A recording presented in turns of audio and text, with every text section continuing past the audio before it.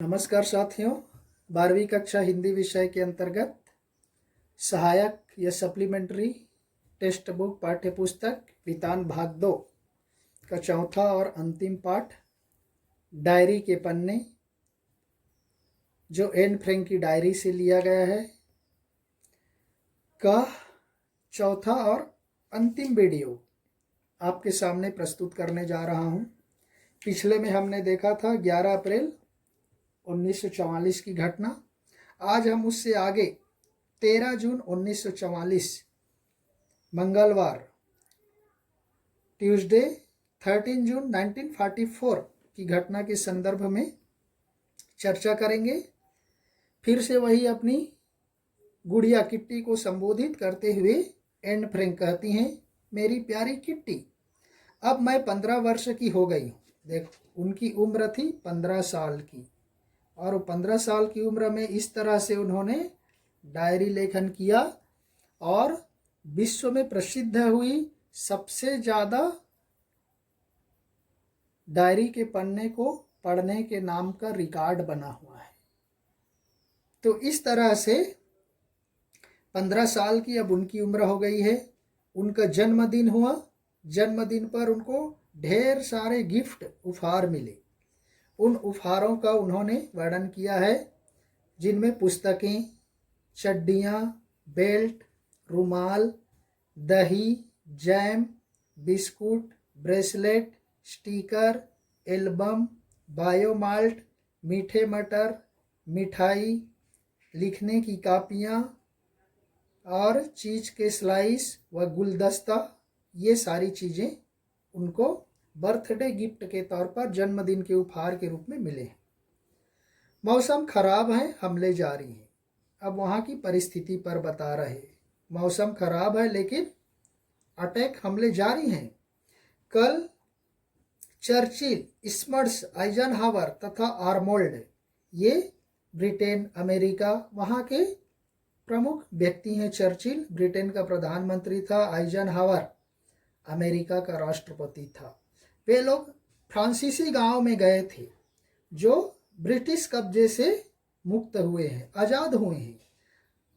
Churchill को डर नहीं लगता, वह जन्मजात बहादुर है, और कहते हैं कि चर्चिल बहुत बहादुर व्यक्ति था। ब्रिटिश सैनिक अपने मकसद को पूरा करने में लगे हुए हैं। हॉलैंड वाले कुछ लोग ब्रिटिश द्वारा कब्जा किए जाने के पक्ष में नहीं हैं। वे केवल इतना चाहते हैं कि ब्रिटिश लड़ें, संघर्ष करें, लेकिन हॉलैंड को आज़ाद कराने के लिए शहादत दें और आज़ादी के बाद हाथ जोड़कर माफ़ी मांगकर डचों को हॉलैंड छोड़कर लौट जाएं। वे चाहते थे कि जर्मनी से आज़ाद कराने के लिए उनको लड़ना तो चाहिए, लेकिन आज़ादी होने के बाद, लड़ने के बाद डच लोगों को हॉलैंड में ही स्वतंत्र रहने दिया जाए और ब्रिटिश सैनिक हाथ जोड़कर वापस चले जाएं।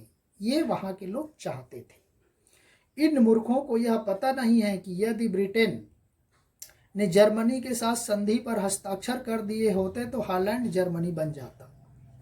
लेखिका कहती हैं कि इन बेवकूफ़ों को, मूर्खों को पता नहीं है कि ब्रिटेन यदि जर्मनी के साथ संधि कर लिया होता, उस संधि पर दस्तखत कर दिए होते, तो हॉलैंड भी जर्मनी बन जाता। ये तो अच्छा हुआ कि उन्होंने ऐसा नहीं किया। वे ब्रिटेन से नफरत करने वाले, जर्मनों से भी नफरत करने वाले डच लोगों को समझाने की ज़रूरत है। जो वहाँ के डच लोग हैं, जो जर्मनों के साथ साथ ब्रिटेन के लोगों से भी नफरत करते, घृणा करते, ऐसे लोगों को सही तरीके से समझाने की ज़रूरत है। और कहते हैं कि जर्मन आक्रांता हैं, जर्मन के लोग आक्रमणकारी हैं, हमले करने वाले हैं, लेकिन ब्रिटेन आक्रांता नहीं बल्कि रक्षक है, उनकी सहायता कर रहे हैं, ऐसा लेखिका लिखती हैं। मैं हर समय इच्छाएं, विचार, आरोप, डांट फटकार में डूबी रहती हूँ। मतलब घर में वही सबसे छोटी थी, एन फ्रैंक, इसलिए सारे के सारे उनको ही डांट फटकार करते, उन पर ही आरोप प्रत्यारोप लगाते। मैं अपनी कमजोरी जानती हूँ, किंतु खुद को बदलना चाहती हूँ और मुझे विश्वास है कि वो बदल जाएंगी। लोग मुझे अक्खड़ समझते हैं, मिसेज वानदान और डसेल जैसे जड़ बुद्धि पर हमेशा आरोपों की बौछार करते रहते। ये मिसेज वानदान और डसेल जैसे लोग लेखिका पर हमेशा ये आरोप लगाते रहते कि वे अक्खड़ हैं। मिसेज वानदान मुझे अक्खड़ समझती हैं क्योंकि वे मुझसे भी ज़्यादा अक्खड़ हैं। अक्खड़ मतलब ढीठ, जिद्दी। वे मेरी पोशाकें छोटी समझती हैं क्योंकि उनकी पोशाकें और भी छोटी पड़ गई हैं। वे मुझे 30 मार खां समझती हैं। 30 मार खां मतलब बहादुर, जबकि अपने आप को कुछ ज़्यादा ही 30 मार खां समझती हैं। कौन? मिसेज वानदान और डसेल, क्योंकि वे उन विषयों पर मुझसे ज़्यादा दुगुना बोलती हैं जिनके बारे में वे खाग भी नहीं जानते, मतलब कुछ भी नहीं जानते। किंतु मुझे यह कहने में संकोच नहीं कि मैं सब कुछ जानती हूँ। मैं किसी भी व्यक्ति की तुलना में अपने आप को सबसे अधिक धिक्कारती हूँ, यानी दोष देती हूँ। माँ के उपदेश सुनते सुनते सोचती हूँ कि कैसे होगी इससे मुक्ति। फिर सोचती हूँ कि एन को कोई नहीं समझता। मुझे दुख है कि मेरी भावनाओं को कोई नहीं समझता। मैं सांत्वना के 2 बोल सुनने के लिए तरसने लगती हूँ। मैं अपनी भावनाओं को की गंभीरता को समझने वाले व्यक्ति की तलाश में हूँ। वह कहती हैं कि मेरी भावनाओं को समझने वाला वहाँ कोई नहीं था। उनको सांत्वना देने के लिए 2 बोल सुनने के लिए वो लालायित रहती थी, लेकिन ऐसा कोई व्यक्ति उनके जो गुप्त तहखाने में रह रहे वहाँ पर ऐसा कोई व्यक्ति नहीं था। वह आगे लिखती हैं, किट्टी, मैं मानती हूँ कि पीटर मुझसे गर्लफ्रेंड की तरह नहीं अपितु एक दोस्त की तरह प्यार करता है। उसका प्रेम दिन प्रतिदिन बढ़ रहा है, लेकिन कोई रहस्यमयी शक्ति हम दोनों को पीछे की तरफ खींचती है। मैं नहीं जानती कि वो शक्ति कौन सी है। मैं उनके लिए प्रेम दीवानी हूँ। मैं उनसे न मिलने पर परेशानी महसूस करती हूँ। पीटर भी बहुत अच्छा लड़का है, किंतु धर्म के प्रति उनकी घृणा, खाने के बारे में उसका बातें करना और इस तरह की कई बातें मुझे पसंद नहीं। वह पीटर को अच्छा तो मानती है, लेकिन धार्मिक मामलों में, कुछ खाने पीने के मामलों में वह एन फ्रैंक उनको ज़्यादा लाइक नहीं करती, पसंद नहीं करती। हमने वायदा किया कि कभी झगड़ेंगे नहीं, हम उस पर टिके रहेंगे। पीटर के व्यक्तित्व के बारे में बता रहे, वह बहुत ही शांति प्रिय व्यक्ति है, सहनशील है, बेहद सहज आत्मीय व्यक्ति होने के कारण मेरी गलत बातों को भी सह लेता है। सहज आत्मीय व्यक्ति, और इसलिए लेखिका की कई बातों को वह स्वीकार कर लेती है। वह प्रयत्नशील है कि कामकाज में सलीका लाए और उस पर कोई आरोप न हो। वह अपने हृदय की बात मुझे नहीं बताता। वह बहुत घुन्ना है, मतलब चुप रहने वाला। वह उनके दिल की बात को लेखिका के सामने प्रकट नहीं करता, लेकिन लेखिका अपने दिल की बातों को पूरी तरह से प्रकट कर देती हैं, यानी एन फ्रैंक। मैंने और पीटर ने अपने चिंतनशील दिन एनेक्सी में बिताए। चिंतनशील यानी उस मननशील के दिनों को उस उपभवन में बिताए। हम भूतकाल, वर्तमान काल व भविष्य की बात करते हैं। मैं कभी समय से बाहर नहीं निकलती। मैं प्रकृति का आनंद लेना चाहती हूँ। एक दिन गर्मी की रात में 11:30 बजे, नाइट 11:30, मैं चांद देखने की उनकी इच्छा हुई और चांद देखने की तीव्र इच्छा के कारण वह खिड़की नहीं खोल सकी। इच्छा तो था, लेकिन उनको डर भी रहता था कि खिड़की खोलने से शायद बाहर वाले उनको देख ले और पहचान ले कि एक यहूदी फैमिली है, तो इसलिए वो खोल नहीं सकी। आखिर एक दिन मैंने बरसात के समय खिड़की खोलकर तेज हवाओं और बादलों की लुका छिपी को रात में देखा। यह अवसर 1.5 बरस में पहली बार मिला था। 1.5 ईयर, 1 ईयर 6 मंथ के बाद ऐसा मौका मिला था कि उनको घर के बाहर निकलकर प्राकृतिक दृश्यों को देखने का आनंद या शौक मिले लगे। प्रकृति के सौंदर्य के आनंद के लिए अस्पताल और जेलों में बंद व्यक्ति तरसते हैं, वैसे ही लेखिका का जीवन हो गया था। आसमान, बादलों, चांद और तारों के देखने से मुझे आशा और शांति मिलती है। यह शांति रामबाण की दवा है। वह कहती है प्रकृति को देखना मन की शांति के लिए रामबाण की दवा है, यानी अचूक उपचार है। प्रकृति के वरदान की समानता कोई नहीं कर सकता। वह कहती है नेचर ने हमको बहुत सारे गिफ्ट दिए जिसकी कंपैरिजन कोई नहीं कर सकता, किंतु मुझे यह अवसर बहुत कम मिला है।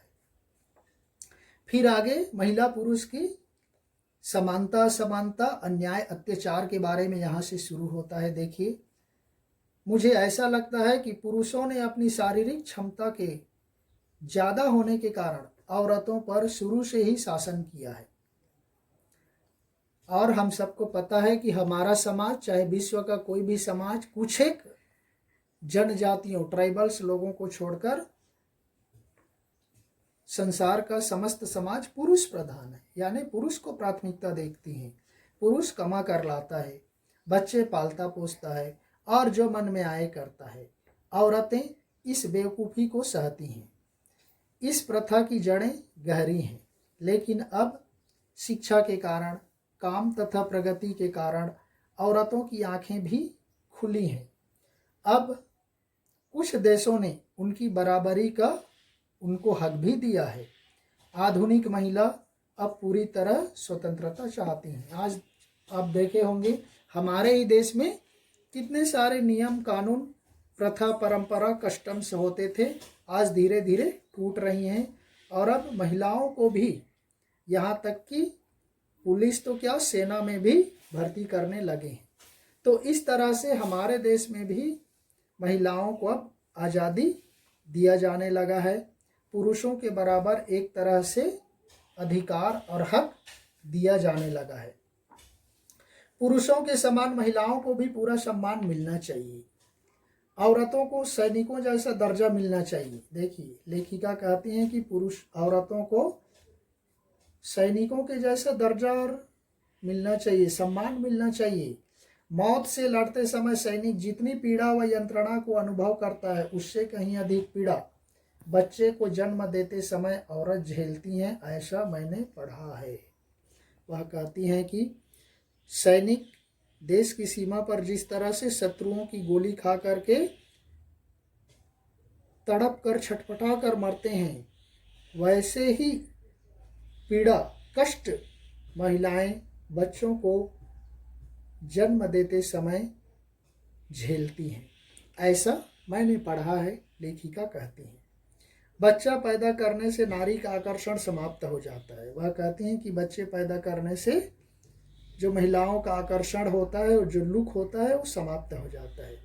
लेकिन मानव जाति की निरंतरता औरत से ही है। यदि महिला ऐसा ना करें तो यह सभ्यता, यह संस्कृति स्वतः समाप्त हो जाएगी, क्योंकि परंपरा आगे नहीं बढ़ पाएगी। वह बहुत मेहनत करती हैं, फिर भी पुरुष उनको सम्मान नहीं देते। इतना मेहनत करने के बावजूद भी, सृष्टि को आगे बढ़ाने के कार्य करने के बावजूद उनको सम्मान नहीं दिया जाता, महत्व नहीं दिया जाता। वह पुरुषों के द्वारा दबा दिया जाता है, ऐसा वह मानती हैं। मैं यह तो नहीं कहती कि औरतों को बच्चे पैदा करने बंद कर देने चाहिए, किंतु मैं उन व्यक्तियों की भर्त्सना करती हूँ, निंदा करती हूँ जो समाज में औरतों के योगदान को मानने को तैयार नहीं है। जो महिलाओं ने समाज के लिए जो योगदान दिया उसको मानने को तैयार नहीं है, ऐसे लोगों की मैं निंदा करती हूँ, बोलती हूँ, बुराई करती हूँ, आलोचना करती हूँ। मैं श्री पोल दे क्रूइफ से पूरी तरह सहमत हूँ कि सभ्य समाज में औरत द्वारा बच्चे पैदा करना अनिवार्य काम नहीं माना जाता। औरत के समान इस कष्ट से पुरुष को भी गुजरना नहीं पड़ता। और महिलाएं जिस तरह से बच्चे पैदा करते वक्त पीड़ा का अनुभव करती हैं, प्रसव पीड़ा जो बताया जाता है कि जितना व्यक्ति के मरने से कष्ट होता है उतना महिलाओं को प्रसव पीड़ा के अंतर्गत कष्ट झेलना पड़ता है। तो इसलिए उस फीलिंग्स को भी लेखिका अच्छी तरह से समझती हैं और इसीलिए महिलाओं को ज़्यादा सम्मान देने की बात करती हैं। और फिर वह आगे कहती हैं कि अगली सदी तक यह मान्यता बदल चुकी होगी। उनका वह विश्वास है, वह कहती हैं कि मेरा विश्वास है कि अगली सदी आने तक यह मान्यता, यह परंपरा बदल चुकी होगी कि बच्चे पैदा करना औरतों का ही काम है। इस तरह की मान्यताएं समाप्त हो जाएंगी आने वाले समय में, ऐसा मानना था। औरतें ज़्यादा सम्मान और सराहना की हकदार बनेंगी। महिलाएं ज़्यादा मान सम्मान और प्रतिष्ठा की हकदार होंगी। वे सब औरतें जो एक उफ भी किए बिना, यानी थोड़ी सी पीड़ा को व्यक्त किए बिना भी, यह लंबे चौड़े बखानों के बिना ये तकलीफ़ें सहती हैं। तो इस तरह से वह बिना कुछ अपनी दर्द बताए, बिना कुछ लोगों को अपनी पीड़ा बताए, सारे कष्टों को, मुसीबतों को वह स्वयं झेलती हैं, वो तकलीफ़ों को सहती हैं, लेकिन संसार के लोगों को इसके बारे में वह कभी नहीं बताती, कभी नहीं कहती। इतना होने के बावजूद भी सारे संसार के पुरुष प्रधान समाज में महिलाओं को वह सम्मान नहीं दिया जाता जो वास्तव में दिया जाना चाहिए।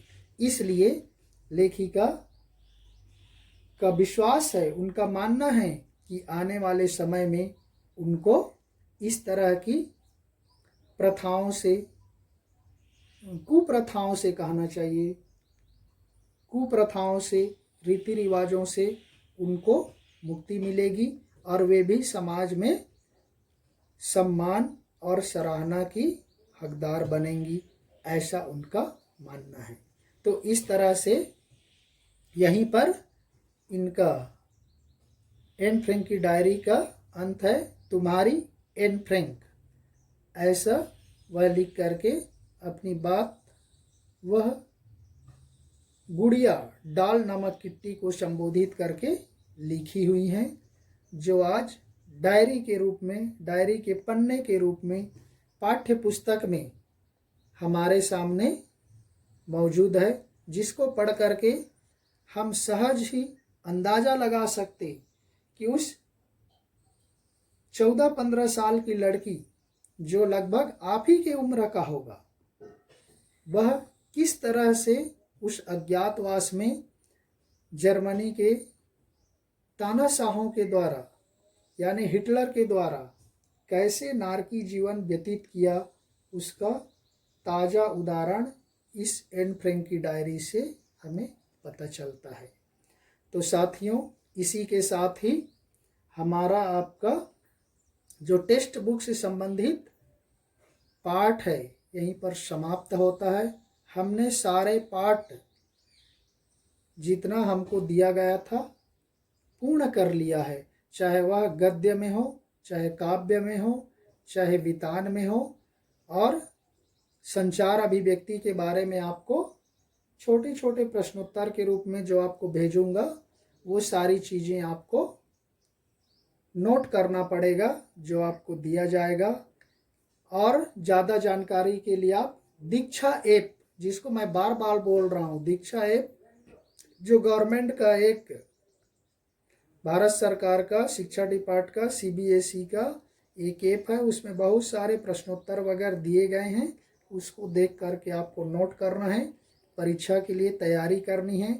और जो भी शंका होगा, डाउट होगा, हमें बताना है, तो हम उस शंका को, डाउट को दूर करने का प्रयास करेंगे। इसी के साथ ही अंत में सबको पुनः धन्यवाद। जय हिंद।